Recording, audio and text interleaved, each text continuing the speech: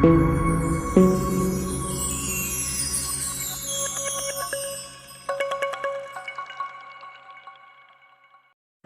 and welcome to our channel Class 6 Study. Today we will be studying the topic of our biology chapter absorption by roots and rise of water up to xylem. Okay.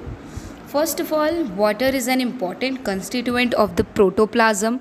It forms 66% to 90% of the total body weight by living beings. Okay, first of all, we all know that we all need water for surviving.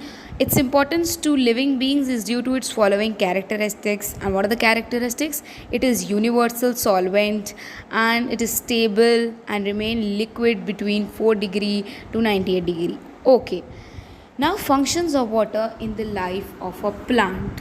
Okay, first, transportation of minerals insoluble is in solution from roots upward into the shoots, its branches and leaves, and of organic food in downward direction from leaves to other parts of the plants. Okay, first of all, the very important function of the water in plant is for the transportation. It helps the shoots and all to transport the foods. Okay, then transpiration.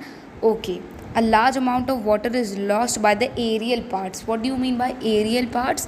The upper parts of the plant, that is the shoot parts, that is the leaves. Okay, so the transpiration is the process of losing of the water from the aerial parts of the plants, okay, as water vapor during transpiration. Okay, this gives a cooling effect particularly in hot weather and produces a suction force. Okay, why is it important? Transpiration is important because it gives a cooling effect to the plant. Okay, now functions of water in the life of a plant. Third point is mechanical function. It gives turgidity, a fully distant conditions which is necessary for the stiffness of the cells and tissues of the plants. Okay, what is the mechanical function? It gives the turgidity. What do you mean by turgidity? That is strength and the the tightness, and it is the straight, a distant condition, a fully distant condition, the straightness which it gives, which is necessary for the stiffness of the cells and tissues of the plants. If the turgidity is not there, it will be loose, it will be hanging, and there will be no it will not be perfect. Then photosynthesis.